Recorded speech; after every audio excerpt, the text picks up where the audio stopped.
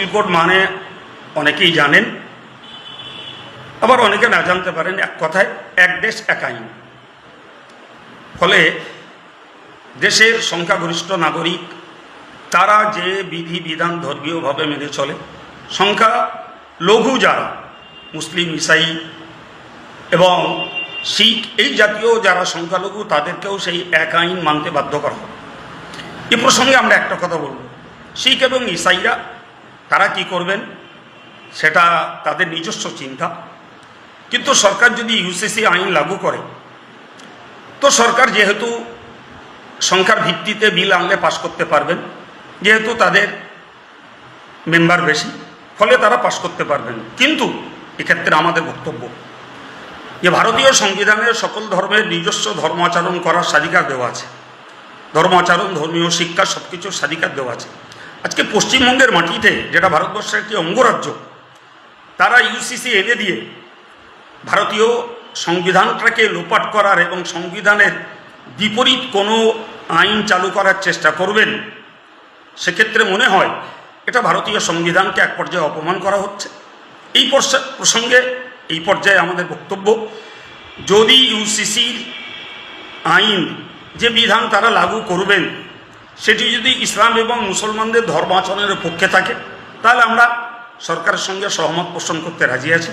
কিন্তু যদি দেখি যে ইউসিসির কোনো আইন ইসলাম বিরোধী, কোরআন বিরোধী, তাহলে সেক্ষেত্রে আমরা আইন কোড মানে অনেকেই জানেন, আবার অনেকে না জানতে পারেন। এক কথায় এক দেশ এক আইন।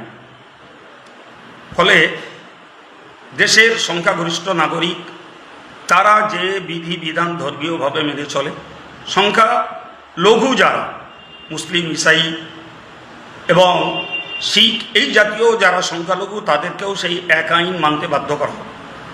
এ প্রসঙ্গে আমরা একটা কথা বলব, শিখ এবং ইসাইরা তারা কি করবেন সেটা তাদের নিজস্ব চিন্তা। কিন্তু সরকার যদি ইউসিসি আইন লাগু করে, তো সরকার যেহেতু সংখ্যার ভিত্তিতে বিল আনলে পাশ করতে পারবেন, যেহেতু তাদের মেম্বার বেশি, ফলে তারা পাশ করতে পারবেন। কিন্তু এক্ষেত্রে আমাদের বক্তব্য যে ভারতীয় সংবিধানের সকল ধর্মের নিজস্ব ধর্ম আচরণ করার স্বাধিকার দেওয়া আছে, ধর্ম আচরণ, ধর্মীয় শিক্ষা সব কিছুর স্বাধিকার দেওয়া আছে। আজকে পশ্চিমবঙ্গের মাটিতে, যেটা ভারতবর্ষের একটি অঙ্গরাজ্য, তারা ইউসিসি এনে দিয়ে ভারতীয় সংবিধানটাকে লোপাট করার এবং সংবিধানের বিপরীত কোনো আইন চালু করার চেষ্টা করবেন, সেক্ষেত্রে মনে হয় এটা ভারতীয় সংবিধানকে এক পর্যায়ে অপমান করা হচ্ছে। এই প্রসঙ্গে এই পর্যায়ে আমাদের বক্তব্য, যদি ইউসিসির আইন যে বিধান তারা লাগু করবেন সেটি যদি ইসলাম এবং মুসলমানদের ধর্মাচরণের পক্ষে থাকে, তাহলে আমরা সরকারের সঙ্গে সহমত পোষণ করতে রাজি আছি। কিন্তু যদি দেখি যে ইউসিসির কোনো আইন ইসলাম বিরোধী, কোরআন বিরোধী, তাহলে সেক্ষেত্রে আমরা আইন কোড মানে অনেকেই জানেন, আবার অনেকে না জানতে পারেন। এক কথায় এক দেশ এক আইন। ফলে দেশের সংখ্যাগরিষ্ঠ নাগরিক তারা যে বিধি বিধান ধর্মীয়ভাবে মেনে চলে, সংখ্যা লঘু যারা মুসলিম, ইসাই এবং শিখ এই জাতীয় যারা সংখ্যালঘু তাদেরকেও সেই এক আইন মানতে বাধ্য করা হবে। এ প্রসঙ্গে আমরা একটা কথা বলব, শিখ এবং ইসাইরা তারা কি করবেন সেটা তাদের নিজস্ব চিন্তা। কিন্তু সরকার যদি ইউসিসি আইন লাগু করে, তো সরকার যেহেতু সংখ্যার ভিত্তিতে বিল আনলে পাশ করতে পারবেন, যেহেতু তাদের মেম্বার বেশি, ফলে তারা পাশ করতে পারবেন। কিন্তু এক্ষেত্রে আমাদের বক্তব্য যে ভারতীয় সংবিধানের সকল ধর্মের নিজস্ব ধর্ম আচরণ করার স্বাধিকার দেওয়া আছে, ধর্ম আচরণ, ধর্মীয় শিক্ষা সব কিছুর স্বাধিকার দেওয়া আছে। আজকে পশ্চিমবঙ্গের মাটিতে, যেটা ভারতবর্ষের একটি অঙ্গরাজ্য, তারা ইউসিসি এনে দিয়ে ভারতীয় সংবিধানটাকে লোপাট করার এবং সংবিধানের বিপরীত কোনো আইন চালু করার চেষ্টা করবেন, সেক্ষেত্রে মনে হয় এটা ভারতীয় সংবিধানকে এক পর্যায়ে অপমান করা হচ্ছে। এই প্রসঙ্গে এই পর্যায়ে আমাদের বক্তব্য, যদি ইউসিসির আইন যে বিধান তারা লাগু করবেন সেটি যদি ইসলাম এবং মুসলমানদের ধর্মাচরণের পক্ষে থাকে, তাহলে আমরা সরকারের সঙ্গে সহমত পোষণ করতে রাজি আছি।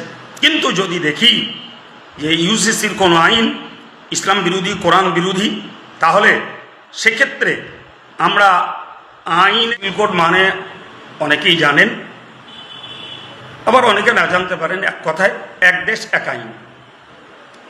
ফলে দেশের সংখ্যাগরিষ্ঠ নাগরিক তারা যে বিধি বিধান ধর্মীয়ভাবে মেনে চলে, সংখ্যা লঘু যারা মুসলিম, ইসাই এবং শিখ এই জাতীয় যারা সংখ্যালঘু, তাদেরকেও সেই এক আইন মানতে বাধ্য করা হবে। এ প্রসঙ্গে আমরা একটা কথা বলব, শিখ এবং ইসাইরা তারা কি করবেন সেটা তাদের নিজস্ব চিন্তা। কিন্তু সরকার যদি ইউসিসি আইন লাগু করে, তো সরকার যেহেতু সংখ্যার ভিত্তিতে বিল আনলে পাশ করতে পারবেন, যেহেতু তাদের মেম্বার বেশি, ফলে তারা পাশ করতে পারবেন। কিন্তু এক্ষেত্রে আমাদের বক্তব্য যে ভারতীয় সংবিধানের সকল ধর্মের নিজস্ব ধর্ম আচরণ করার স্বাধিকার দেওয়া আছে, ধর্ম আচরণ, ধর্মীয় শিক্ষা সব কিছুর স্বাধিকার দেওয়া আছে। আজকে পশ্চিমবঙ্গের মাটিতে, যেটা ভারতবর্ষের একটি অঙ্গরাজ্য, তারা ইউসিসি এনে দিয়ে ভারতীয় সংবিধানটাকে লোপাট করার এবং সংবিধানের বিপরীত কোনো আইন চালু করার চেষ্টা করবেন। সেক্ষেত্রে মনে হয় এটা ভারতীয় সংবিধানকে এক পর্যায়ে অপমান করা হচ্ছে। এই প্রসঙ্গে এই পর্যায়ে আমাদের বক্তব্য, যদি ইউসিসির আইন যে বিধান তারা লাগু করবেন সেটি যদি ইসলাম এবং মুসলমানদের ধর্ম আচরণের পক্ষে থাকে, তাহলে আমরা সরকারের সঙ্গে সহমত পোষণ করতে রাজি আছি। কিন্তু যদি দেখি যে ইউসিসির কোনো আইন ইসলাম বিরোধী, কোরআন বিরোধী, তাহলে সেক্ষেত্রে আমরা আইন কোড মানে অনেকেই জানেন, আবার অনেকে না জানতে পারেন। এক কথায় এক দেশ এক আইন। ফলে দেশের সংখ্যাগরিষ্ঠ নাগরিক তারা যে বিধি বিধান ধর্মীয়ভাবে মেনে চলে, সংখ্যা লঘু যারা মুসলিম, ইসাই এবং শিখ এই জাতীয় যারা সংখ্যালঘু, তাদেরকেও সেই এক আইন মানতে বাধ্য করা হবে। এ প্রসঙ্গে আমরা একটা কথা বলব, শিখ এবং ইসাইরা তারা কি করবেন সেটা তাদের নিজস্ব চিন্তা। কিন্তু সরকার যদি ইউসিসি আইন লাগু করে, তো সরকার যেহেতু সংখ্যার ভিত্তিতে বিল আনলে পাশ করতে পারবেন, যেহেতু তাদের মেম্বার বেশি, ফলে তারা পাশ করতে পারবেন। কিন্তু এক্ষেত্রে আমাদের বক্তব্য যে ভারতীয় সংবিধানের সকল ধর্মের নিজস্ব ধর্ম আচরণ করার স্বাধিকার দেওয়া আছে, ধর্ম আচরণ, ধর্মীয় শিক্ষা সব কিছুর স্বাধিকার দেওয়া আছে। আজকে পশ্চিমবঙ্গের মাটিতে, যেটা ভারতবর্ষের একটি অঙ্গরাজ্য, তারা ইউসিসি এনে দিয়ে ভারতীয় সংবিধানটাকে লোপাট করার এবং সংবিধানের বিপরীত কোনো আইন চালু করার চেষ্টা করবেন। সেক্ষেত্রে মনে হয় এটা ভারতীয় সংবিধানকে এক পর্যায়ে অপমান করা হচ্ছে। এই প্রসঙ্গে এই পর্যায়ে আমাদের বক্তব্য, যদি ইউসিসির আইন যে বিধান তারা লাগু করবেন সেটি যদি ইসলাম এবং মুসলমানদের ধর্ম আচরণের পক্ষে থাকে, তাহলে আমরা সরকারের সঙ্গে সহমত পোষণ করতে রাজি আছি। কিন্তু যদি দেখি যে ইউসিসির কোনো আইন ইসলাম বিরোধী, কোরআন বিরোধী, তাহলে সেক্ষেত্রে আমরা আইন